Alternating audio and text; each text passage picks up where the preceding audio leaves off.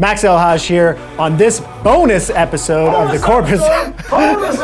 On this bonus episode of the Corpus Animus Podcast, I have training think tank coaches Mike McGoldrick and Kyle Ruth on to discuss Murph. We just did Murph, so this is the Murph Aftershow. Join us. If you're on the go and you want to listen to just the audio version, subscribe to the Corpus Animus Podcast on your favorite podcast app. Get better at the sport of CrossFit alongside some of the best athletes in the world in our online training program, The Design.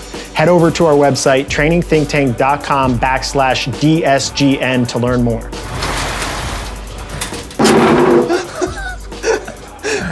Make as much noise as possible. Man. So one of my clients, Kyle Habdo, posted a meme, not really a meme, but it was like a funny post about the significance of the type of people that leave shopping carts out in parking lots. In random spots? And this like long write-up on why they're a bad person for society. And it was like the greatest thing ever that I've seen created. What was the gist? The gist behind it is that when I go to a grocery store or anywhere that has shopping carts and you see someone just be like, fuck it, I'm gonna put it here on the grass curb thing, it makes me wanna rip off my steering wheel and throw it at them. Because I'm like, you're 8 feet from the thing that holds the shopping carts. Just put it back, man. Goddamn common courtesy.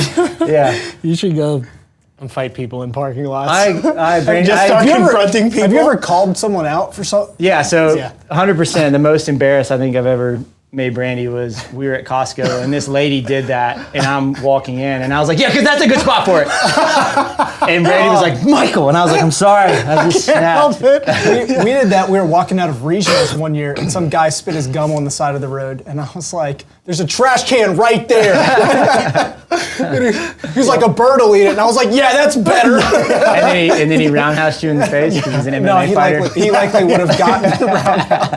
Welcome to the Corpus Animus Podcast. Do we intro like that normally? Sure. You do now. Yeah. You're the host, man. We You're just in got charge. done with Murph and literally from laughing, I have a cramp right here in my ribs. Okay, we just finished Murph and you were laughing during it? I was laughing during Murph. No. I was laughing then, and now strategy. here I am, like in cramp mode. Okay, so it's Memorial Day here in the U.S., so let's just talk a little bit about the significance behind doing Murph. On Memorial Day each year, really CrossFit has a history of doing hero WODs for fallen soldiers, basically in honor, and on Memorial Day every year we do Murph, which is in honor of Lieutenant Michael Murphy. The workout is run 1 mile, 100 pull-ups, 200 push-ups, 300 air squats, finishing with another 1 mile run. And it's typically done with a 20-pound vest if you're like elite or just somebody who wants to like up the challenge a little bit. I think it's even prescribed as like 20-pound vest or 20-pound body armor, which... ruck, whatever. Yeah. So, Some people do it partitioned as well. 5, 10, 15 for 30 rounds. Yep. I think, rounds. so it's something that I was thinking about. This is even a tradition that I wanted to, like, I think this is such a valuable tradition that it's something that I introduced my oldest daughter to. She did a Murph today. She did a very short version of it. Yeah. Are you dying? I am dying. Murph killed me. No, she did like a 400 meter run and then a couple rounds of rows, push-ups, and squats. I think it's the right thing to introduce people to, even at a young age. Regardless of like doing the actual workout written as prescribed or whatever, I think the symbolism behind it, symbolism behind it. This is your brain on Murph. Yeah. This is post-Murph brain, is to just choose some form of suffering and honor on Memorial Day. And I think regardless of what style workout you do, it's just fun to see everyone kind of get together and choose something to get after. I have a confession to make. I feel like a bad person because you keep saying we do these things. This is my first time ever doing hero work on Memorial Day. Well, I'll be honest. I mean, I haven't done it on Memorial Day in the last couple of years because it's always been like the weekend of like a regional. Yeah.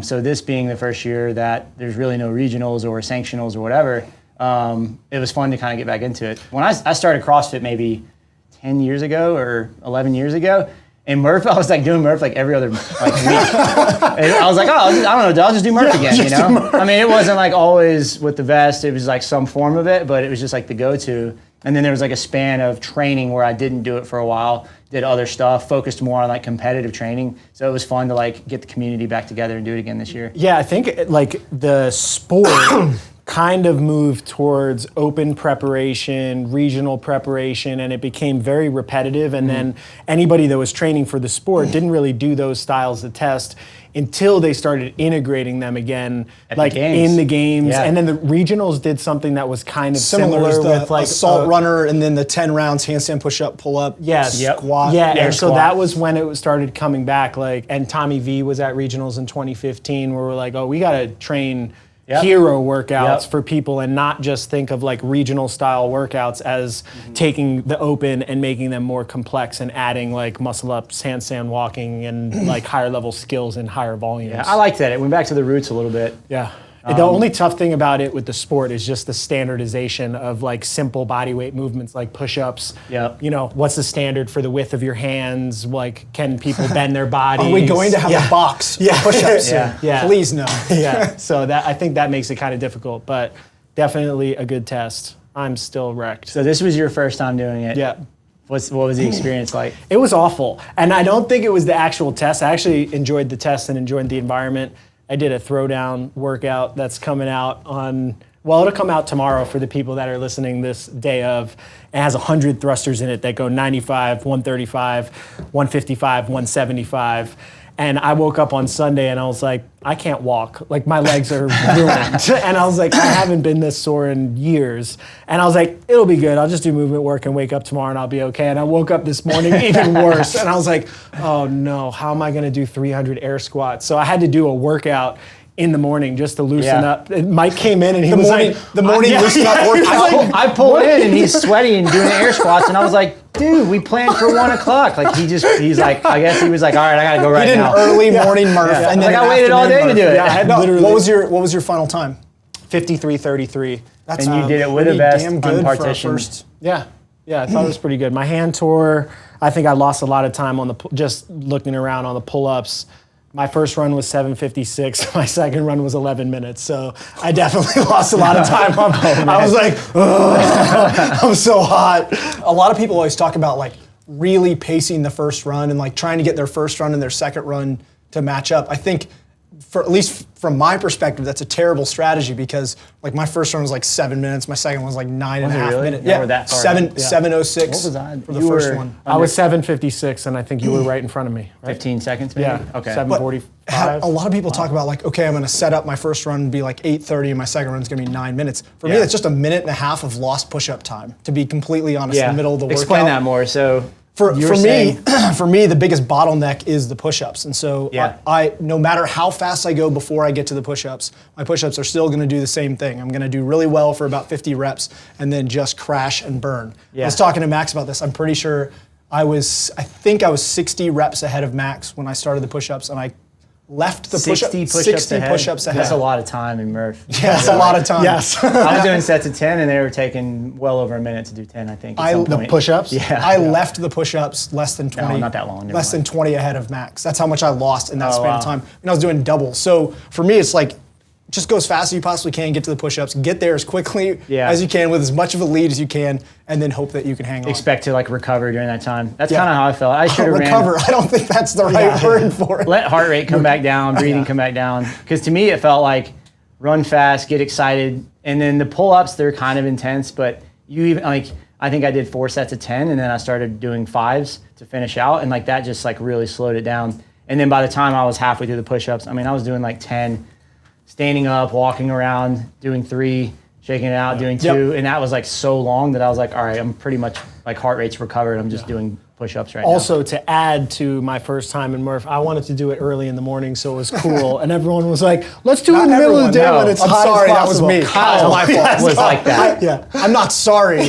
Like, I think that's the right thing to do. Like you said, we go out on Memorial Day and we go through and we suffer in a workout, right? What better way to go suffer than to go do this in the environment that, at least for the three of us, that we like the least, right? Yeah. The more heat we have to deal with, the more we suffer in a workout. So I think also, in the back of my mind, it's about to be summer, right? Memorial Day is like the marker. signifies Yeah. the beginning of summer. What better way to acclimate yourself to training in the heat than to come out here and just literally sweat 10 pounds out and basically set your body up like you're now going to basically shock the system so that when you do more training in the heat, you'll deal with it better coming up. What was your time? I think 50-58, which I just want to point out that I beat Annalise by 2 seconds. Nice. Yes. Annalise Moore is a teen games athlete that I've coached for, I think we're going on. You beat a teenage girl. 4 years, yes. An 18-year-old. I beat an 18-year-old girl, and I'm really proud of myself. She's not any normal teenage girl. She's not a normal teenage girl. What was your time? I was 48:03. Very nice. Yeah. So that was a PR for you, right? Easily the fastest I've done, like non-partitioned straight through, which I was pretty happy with. It felt good. Definitely a PR for me. The last time I did it was in 2000. Well, unpartitioned with a vest. I've done it since then, partitioned, but was in 2016 helping Travis prep for the CrossFit Games, and that was miserable. We were instructed not to have hot. We were instructed not to have any water by someone, some That was person. only mimicking what they did to them at the games. And it was in the middle of July. Yeah. So what's the caveat with that? We're telling people, like, choose this brutal challenge and go do it in the heat and get ready. But the caveat is that we did prepare for this leading up to it. Yeah. How many weeks of Murph prep did? Because I know you guys did it with the design. Yeah, we did 4 weeks of prep before this one. I did the same. It was structured. Basically, I just gave guidelines, like this is how much volume you should do, and then basically told them to take a taper week the week before. So my peak volume was, I ran a mile, did 60 pull-ups, or 40 pull-ups, 75 push-ups, 220 squats, 800. That's the peak volume that I did in preparation. About the same that you did? So I did it a little differently just based on time on Mondays, because that's when the Murph prep was written in. I would basically, with the remaining time I had left in that training session after doing like the CrossFit work we did for the day, I'd set a clock and I would just accumulate volume with a vest. I didn't do any of the running because I'm doing the engine path a lot, which has running. So I felt like that was plenty of prep, and that's never really the limiter for me and Murph. So Mondays, it was like 15 to 20 minutes of just getting like push-ups, pull-ups, sit-ups in with, or not sit-ups, push-ups, pull-ups, squats with a vest on. And then last week was my peak volume. I just did half Murph just to kind of feel it out. And honestly, I was like super nervous about my quads cramping up during the squats because they started to last week, but I'd also done some lifting before it and stuff. But we had grip-based Metcon on that day and snatch capacity intervals. Murph prep is the wrong word. It was 1 day a week of Murph exposure. If you were actually I did the same prepping. So I did Thursdays, and I actually got up to 3/4 of Murph. So I did a mile and a half, and you can do the math to do 3/4 of Murph. But I got up to 3/4 of Murph. But I prepared to do partitioned Murph because I had a very specific goal. I was going to try and break 40 minutes in a partitioned Murph.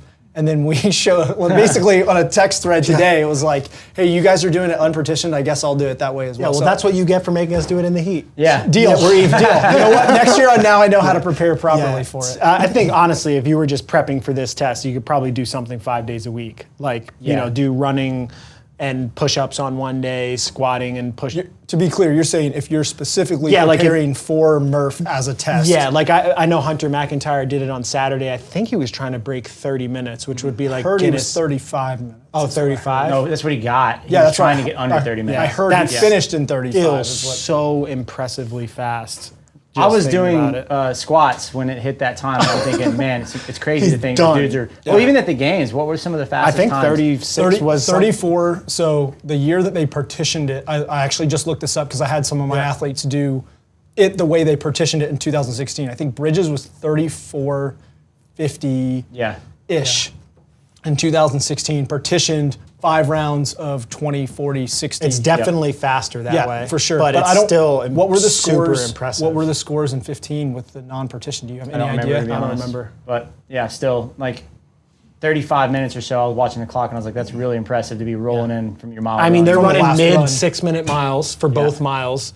They're doing the air squats like pretty much unbroken. Like they're doing big sets and then taking a quick break or walking forward and then doing big sets. So where's your bottleneck there? I think for all three of it's Push-ups. push-ups. Yeah. For us? For all three of us, it's push-ups. Well, I don't know, man. I think I lost time on everything. Yeah, you may have lost time on everything, but the biggest, like the most glaring weakness there is push-ups. I think I lost 8 minutes on the runs.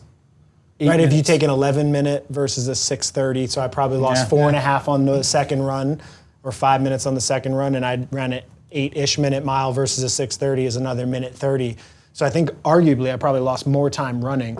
My pull-ups, I was the second to last one off the bar. They probably were doing fast 10s or 20 Yeah, they did unbroken, I think, Bridges went 20s, unbroken during the on 20. the partition year. Yeah. His body weight is a lot lighter, and it's a whole different workout. A 20-pound vest chin over bar pull-up feels like a chest to bar pull-up almost. Yeah. Like if you're, to be honest, like in most CrossFit training now, especially on the competitive level, you're rarely doing chin over bar, and you're just doing so many chest to bar. Yeah. So it felt really similar to me. Butterfly pull-ups now are just way easier. Like I remember we did intervals in the design, and it was, I think there were 30 unbroken for 3 sets or something, and I was like, I can't believe I just did all those unbroken, but it's such a big difference going from that to chest to bar. And I felt like putting the vest on, it was pretty similar to chest to bar, just the amount of velocity that you needed to create just to get over. Yeah.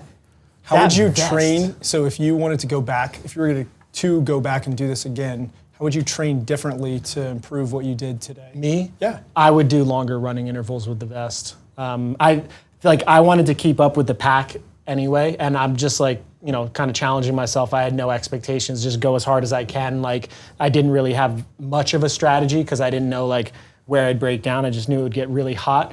But I think being able to run an 8-minute or a 7:30 mile and not feel like, wow, I just gave a lot of effort just in the beginning of the workout. I'm 7 minutes into a 50-something minute workout and I'm like huffing and puffing already. Yeah. I think that probably would have made the whole workout easier. Because even just jumping up and doing pull-ups for my first set, I was like, man, I was already in a suffer fest. I think I would do like 100 push-ups with the vest in fewest sets possible, and I would do that almost in like a grease the groove type thing where I just do that almost every single day. Yeah, I would do a lot of push-up density, and I would do a lot of squat density into running. Yeah. Because the two limiters for me felt like, one, just push-ups.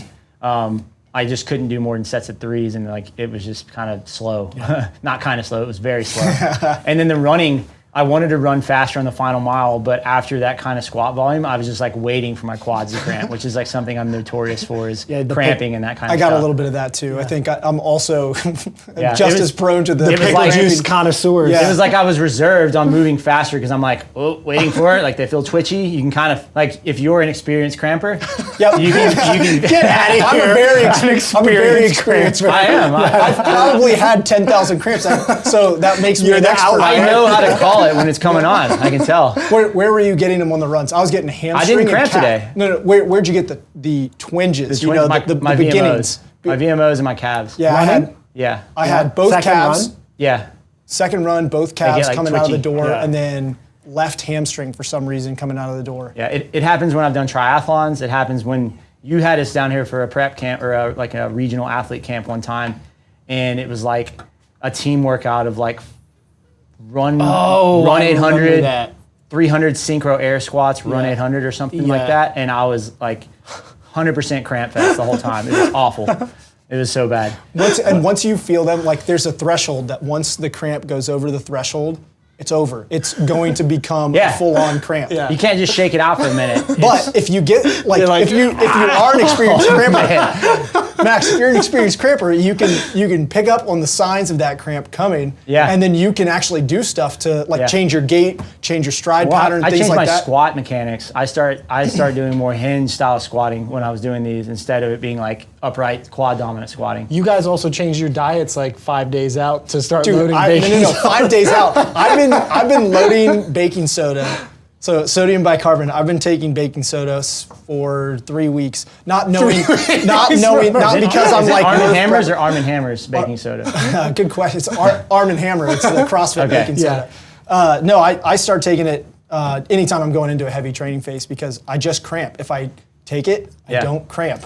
Yeah. I don't know why it works well for me. It doesn't work well for Kyle texted me one time and he was like, you should try sodium bicarbonate. I was like, all right. Mike, I figured out the secret to not cramping. It's baking soda.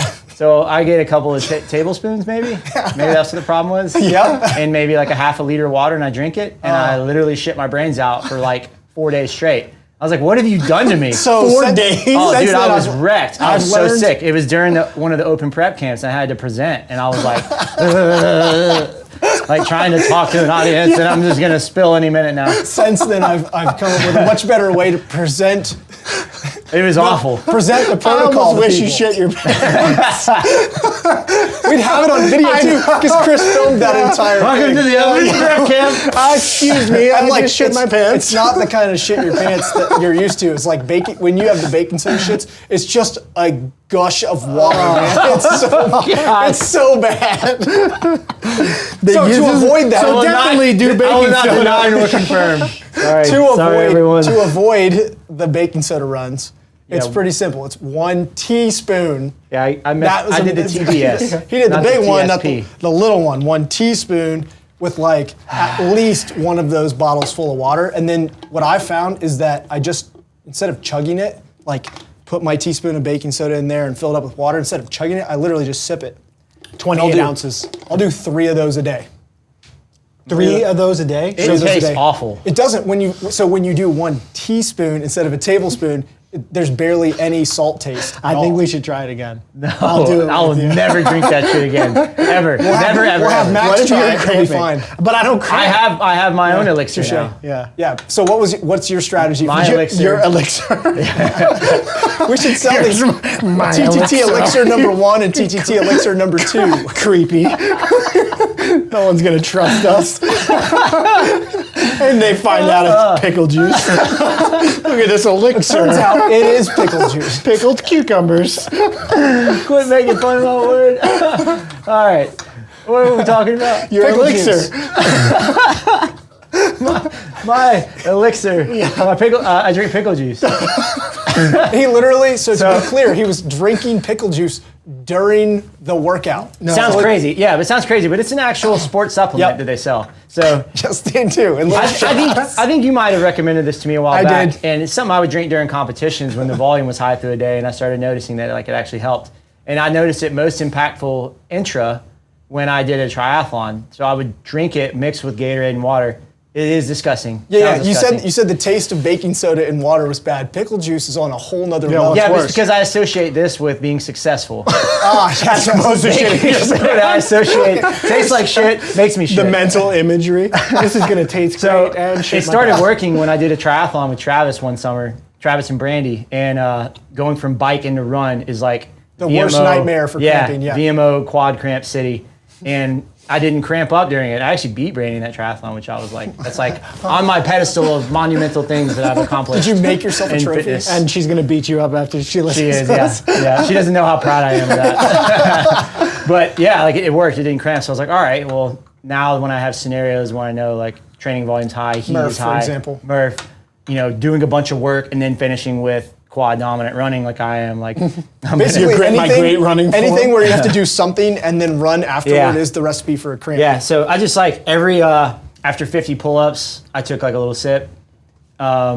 After every 5 sets of 10 push-ups, that'd be 50. I took a little sip, and then that just kind of continued that the whole time, just like a little sip on it. I will be honest, by the end of it, my lips were like chapped. I felt dehydrated, but I think it's like in that short time frame, you're gonna be fine, and just like the feeling of. I had so much dry mouth, and Yeah. Travis told me right before we went, he was like, you told us in the heat that we couldn't have water. He's like, why don't you back it up and do that yourself? And I was like, all right.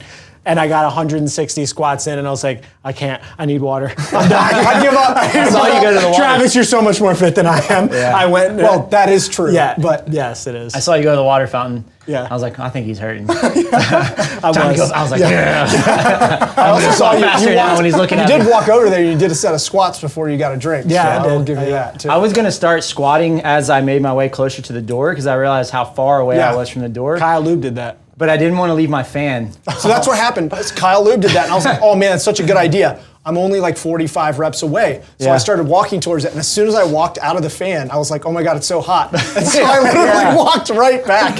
Yeah, it's like not wanting to get out of the shower. Yeah, so I'm we like, did so. it. Yeah, we did it in the heat to suffer, and then we stood in front of the fans. That was my idea. I indoors. got done with. Yeah. I was the first one done with the pull-ups, and I was like, fan, right away. So like other fueling leading into this, like did you? Max had mentioned that like we changed our diet leading up. I mean, I didn't really change my diet. I just made sure. When he said change your diet, what I did is I was added just- baking soda to mine. I was kidding about your elixir. Yeah, but for real though, like for someone that like maybe they're trying to put up a like a higher performance score in this? One thing I've always found, dealing with heat is a huge issue for me. Max, I know that's a huge issue for you. I'm assuming, Mike, being similar to Max and I, it's an issue for you.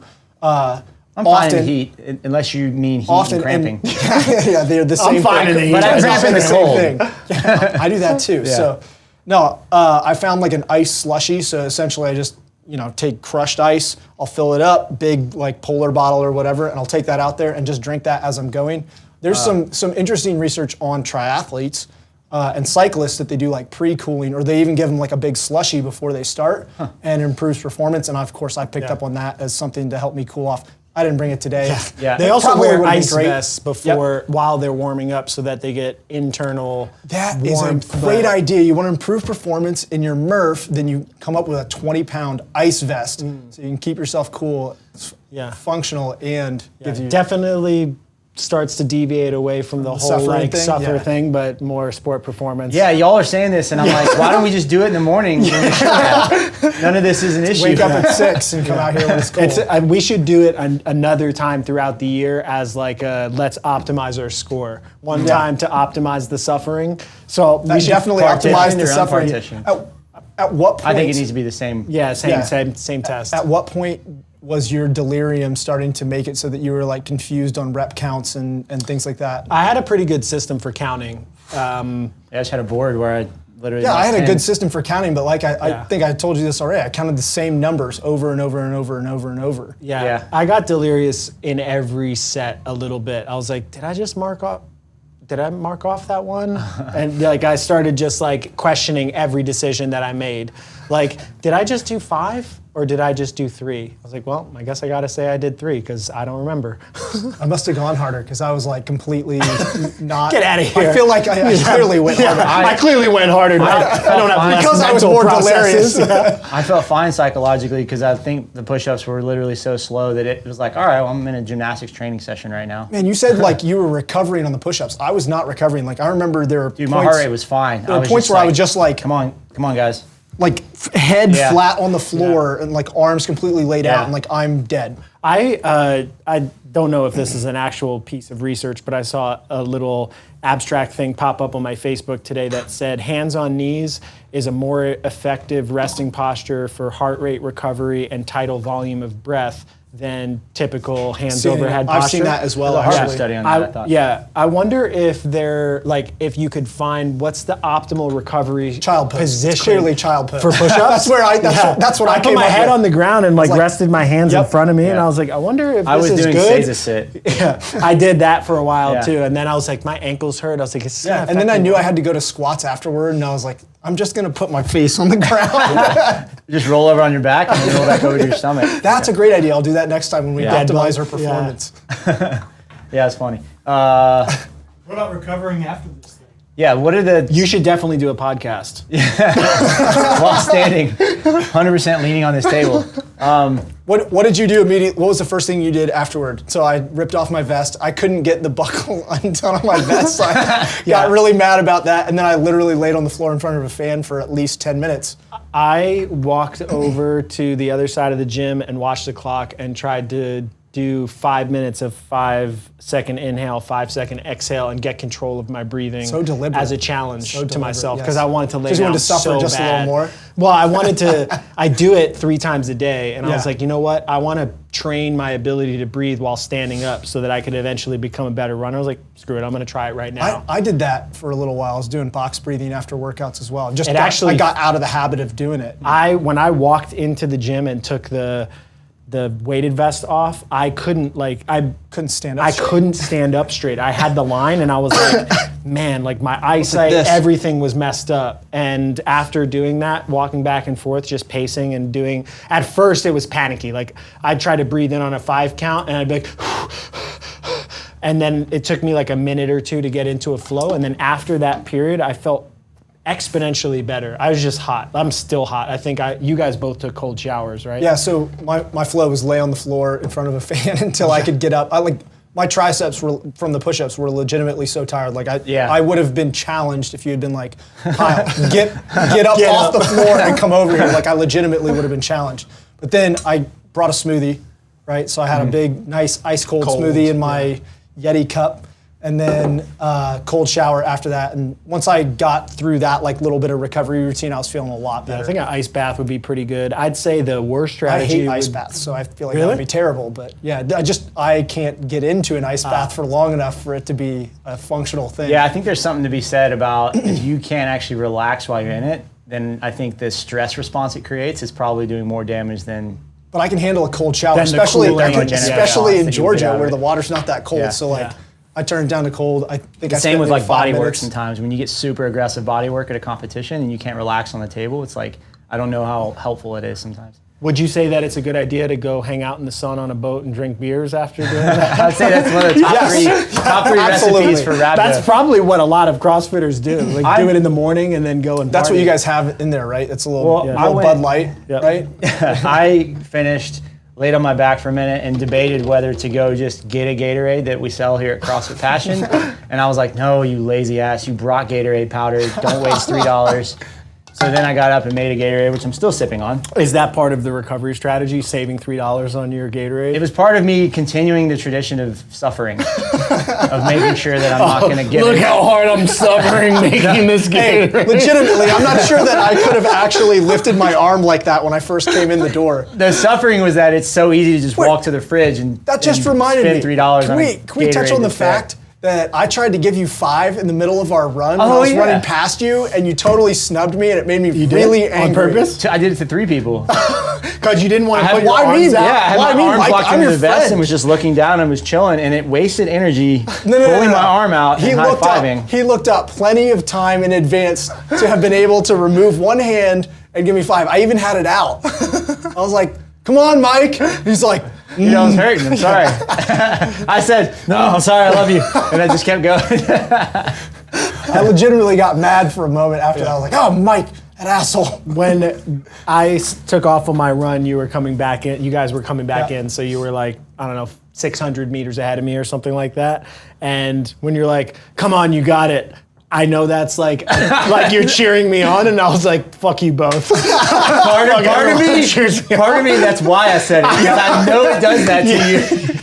Sorry. Sometimes I don't feel like they can hear us. These The microphones microphone's are over right there. Yeah, part of me wanted to cheer you on. The other part of me is like, I know it kind of Yeah, pisses it's them off, good. so maybe it'll make them run faster. I don't know. Yeah, I don't think that it did. All right, so top 3 things that you should not do after Murph so you don't power bomb your kidneys. Get a giant sunburn, a massive sunburn to add to your inflammatory load. Let's That's a say, terrible talk about idea. that. So the recipe for it is you go out on a boat. This sounds like we're saying like, don't go have fun. Yeah. Well, pools open on Memorial Day generally. Yeah. People go onto the lakes. Like it's just a common enough thing that we've all seen people do it. I have fit friends that have gotten rhabdo from this. Like, not like severe cases, but it messed them up pretty good. Went out, had beers, got some sunburn. What else? It's a lot of density of. I've heard that ibuprofen and some of the other NSAIDs that a lot of people take, like alongside Murph, are one of the things that actually leads to rhabdo. Like they're taking it because they're like, oh man, I'm gonna be so sore. They're like, they get done and they're like, I am so sore, and that's actually one of the things that leads to them getting rhabdo. And so what do you do? Because it's Memorial Day and it's not like you can go on the boat tomorrow. You gotta go back to work. True.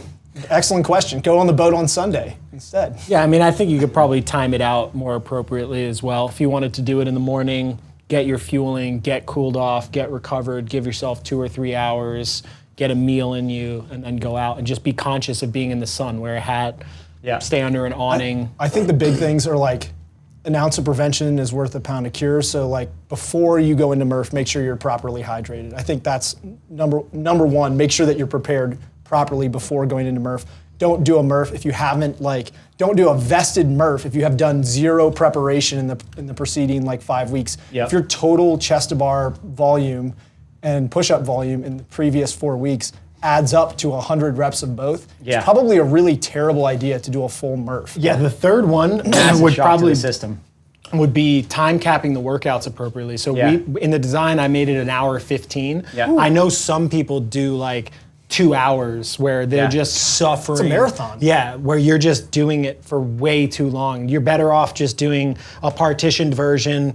You can't finish in an hour 15, stop. That's a long enough workout for you. Train for it and next train time. for it and try to beat the time cap in the future. And that way your fitness as it rises is able to tolerate that stress as opposed to just being like, hey, I'm gonna suffer through this and mess myself up. Some other things, just with some of my individual clients who are competitors, and they right now doing a Murph doesn't really fit in line with their needs.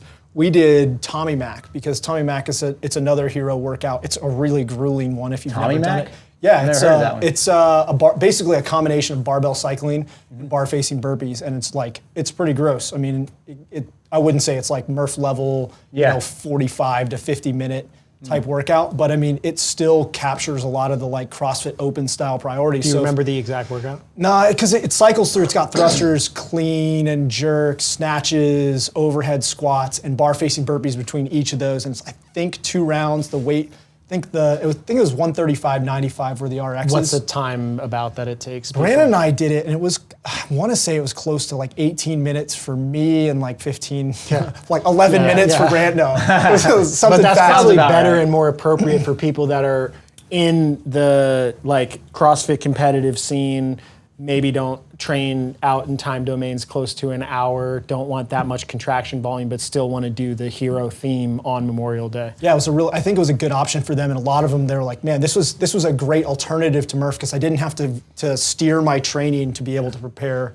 for this workout. CrossFit.com actually put up like an index of all the hero workouts to let people choose from. I'm actually going to go through it, and I think it's probably a good bet for games prep this year that they could go in that theme direction since there's not an arena this year. It's going to be at a lot of Aromas, could be running and rope climbs and just kind of getting back to the simple grassroots. That's where the first couple games were. So I'm going to go through and try to make some predictions. They're going to invite Hunter McIntyre to that again, maybe, Probably and then not. do a lot of running. What about big mistakes you've seen your clients make in the past after doing Murph?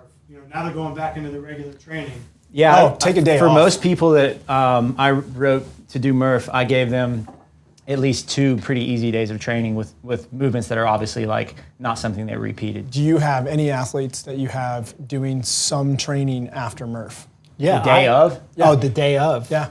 I gave Noah an optional day, an optional session. Josh Miller requested some strength work for the afternoon. Same. For some of them, it's a 30-minute workout. The volume's fine. They walk away from it, especially like some of my guys with military background too. Yeah. I just didn't because, one, it's a holiday too. I'm just being respectful of time and like getting them out of the gym a little bit too. I mean, for a games athlete, they did this in the game, so it was like Yeah. one of 15. 3 events that day. Yeah, wasn't it? so it's not It even. wasn't the first day either, so they went into it tired. So I think that's another thing to keep in mind. But yeah, for most of my clients, that tomorrow is going to be almost a full recovery day. Back in the day, when pools were open, I would send most of my athletes to the pool to go get a swim session. Back in the day. Yeah, I know. Remember back when pools were open before coronavirus? But yeah, so now most of them are getting some sort of recovery day. And then, I think a lot of them are getting back into training on Wednesday again. I have a training written in the design tomorrow. I think it's mostly strength training and upper body training. You have an open workout tester On on Wednesday. Wednesday. Oh, yeah. Which I'm going to do with you. I think if you've prepared for it over the last 4 weeks like we have, you're going to be sore, but you're going to be able to get over it and get back into training pretty quick. I was pretty sure my triceps were completely, they were done. I think the workout from Saturday is going to make me worse. more sore Yeah. than this one. I'm very curious to see how I felt immediately after that workout. I was like, I can't feel my legs. This is not good. The soreness from Saturday and then doing this, you won't have that much residual Yeah, soreness. I think I because of that. might Like, actually feel better in my legs a little bit. It's just Though kind of a strange phenomenon, but like I've had that happen where it's like you have athletes that do thruster chest to bar repeats in the open and they're not sore after the second one. Yeah. Because like that first initial soreness basically gets worked out after the. But they go into the second one really sore. For sure, And they but after do it, that one- and it's the next day, Yeah. and you're like, I'm not They've sore. adapted to it already Yeah, it's somehow. very interesting. I think the best strategies for coming out of Murph and then training the next day is first off, I know that I won't just sit, right? I'm not just going to take a day where I'm not doing anything. So I'm going to get on the ergs, I'm going to get on the assault bike, I'm going to get on the ski erg, turn the damper way down, and I'm just going to move a little bit, get some blood flowing and things like that. probably do some movement work. People can pull that from our movement library and things like that. But I don't know if it would make sense for someone at my competitive level to necessarily like go and try and train tomorrow like I'm a games athlete, because it turns out I'm not. Yeah, I'm writing like some hinging work for some people, maybe like above the knee, so it's not from the ground. Lower backs might be a little tired from the volume of squatting, and then just some cyclical work on the bike.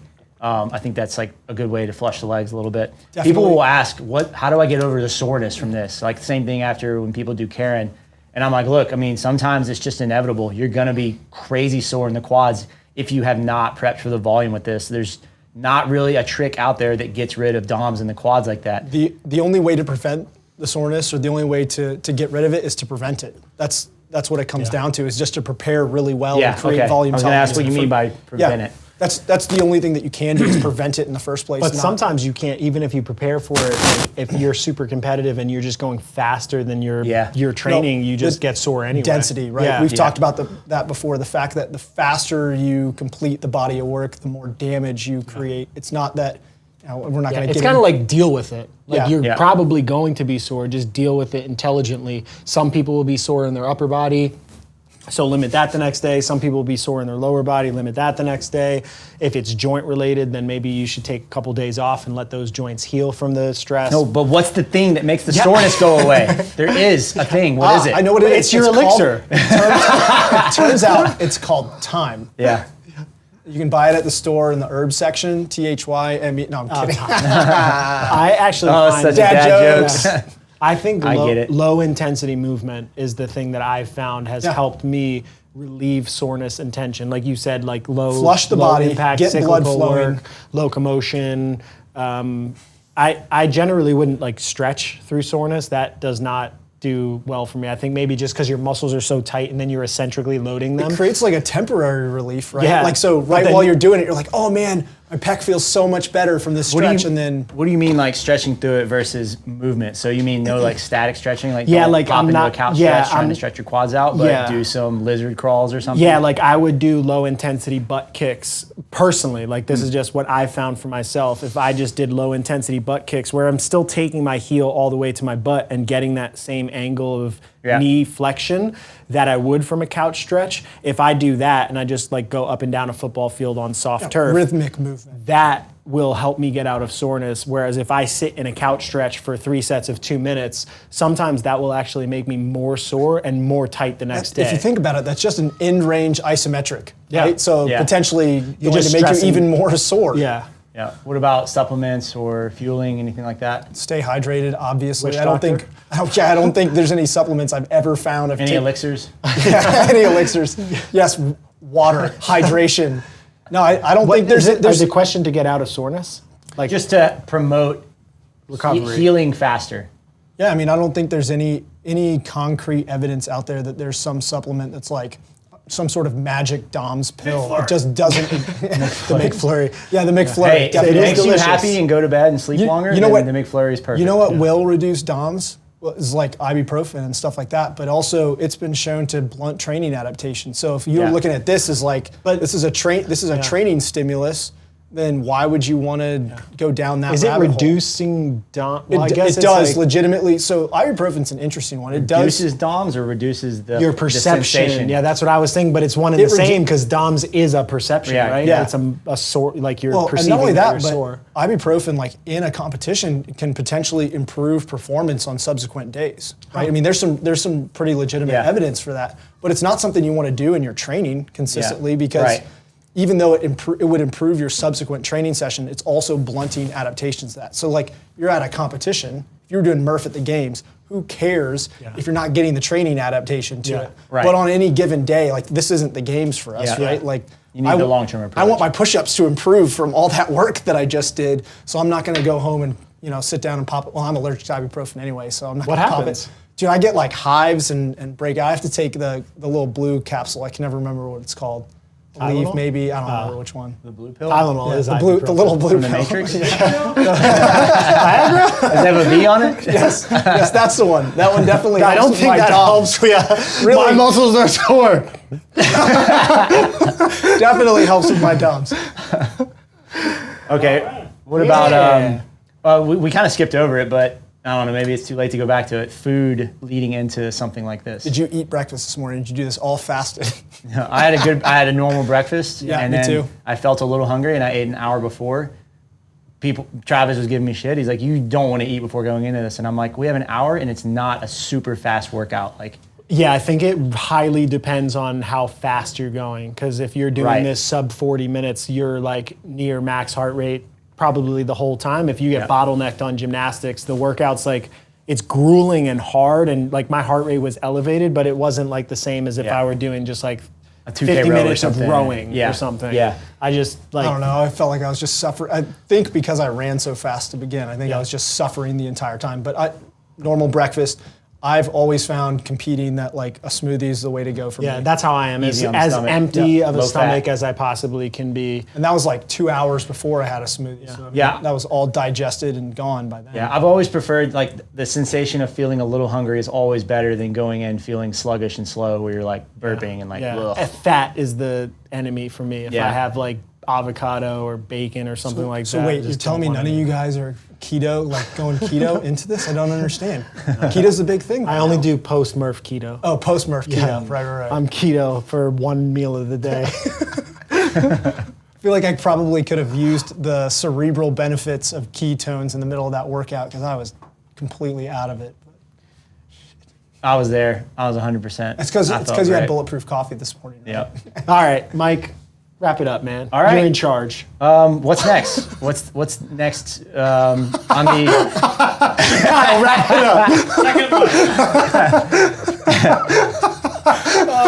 Thank you for watching the Corpus Animus Podcast. This was the Murph episode. I don't know what's next or how we're going to end this, but thank you. Zoom in on your face. Do the eye thing. All right, guys.